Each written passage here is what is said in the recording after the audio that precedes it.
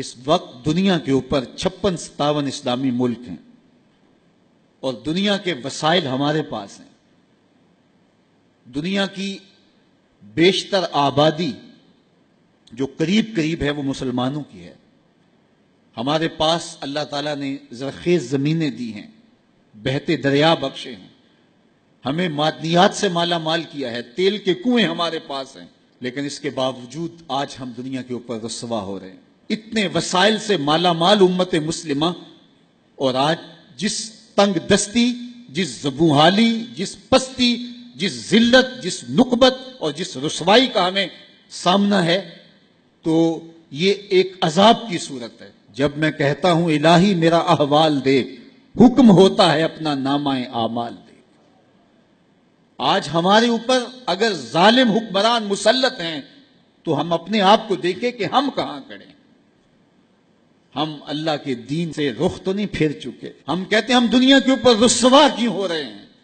ایک بیٹی کی بات ہوئی، ناہید نے دیبل کے ساحل پہ حجاج کو پکارا، وہ اللہ کے قہر کی بجلی بن کے کوندا. اور آج کتنی بیٹیاں غیروں کے نرغے میں چیخ رہی ہیں. ہے کوئی ان کی فریاد کو سننے والا؟ برما میں کیا کچھ ہوا؟ فلسطین کے روتے بلکتے بچے پوری امت کو پکار رہے ہیں. 56-57 اسلامی ملکوں کے حکمران کیا بہرے ہو گئے ہیں؟ ان کے کان نہیں سنتے؟ آج شام میں لٹتی ہوئی انسانیت، روتے بلکتے ہوئے بچے، بین کرتی ہوئی مائیں اور اجڑتے ہوئے سہاگ، ان کے گھر توڑ دیے گئے، بدن کاٹ دیے گئے. آج ان کی فریاد کو کوئی پہنچنے والا ہی نہیں. تم کو آشفتہ مزاجوں کی خبر سے کیا کام، تم سوارا کرو بیٹھے ہوئے گیسو اپنے.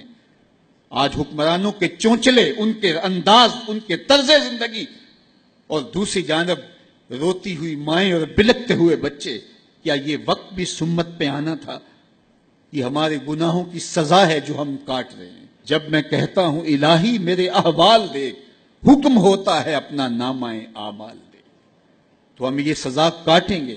آج بھی اگر ہم قرآن سے جڑ جائیں، قرآن سے وابستہ ہو جائیں، ہمارا من بھی روشن ہو اور زندگی بھی جنت بن جائے، زندگی بھی نور نور ہو جائے. اور آج ہمارے گھروں میں قرآن بند پڑا ہوا ہے.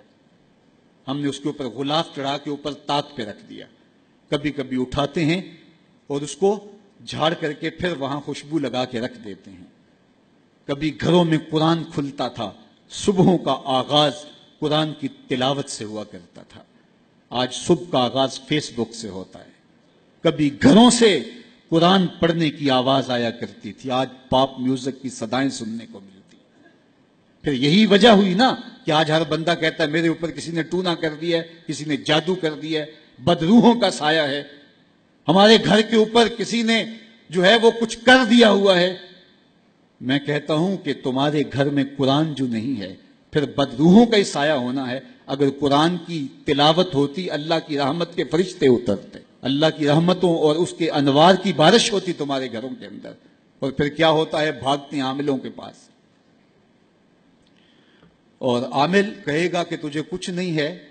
کتاب اللہ سے دوری کا نتیجہ ہے، بد عملی کا نتیجہ ہے، دین سے اعراض کا نتیجہ ہے. تو پھر اس کا تو کاروبار وہیں ختم ہو گیا. وہ کہتا ہے تو وقت پہ آ گیا ہے، اگر 2 دن لیٹ ہو جاتا تو یہ تعویذ تو چل جانے تھے. پھر مریض بن جاتا ہے ذہنی. اور جو قرآن کی چوکھٹ پہ سلامی نہیں دیتا، اس کو پھر اس بابے کی، اس عامل کی چوکھٹ پہ سلامی بھی دینا پڑتی ہے اور اپنا مال بھی گنوانا پڑتا ہے. اور روز آئے دن اخباروں کے اندر ایسے جعلی عاملوں کی کہانیاں چھپتی ہیں، اور سوشل میڈیا کے اوپر بھی آپ دیکھتے ہیں کہ یہ کیسے کیسے بد نصیب لوگ ہوتے ہیں اور کیسی کیسی کارروائیاں بھی کرتے ہیں.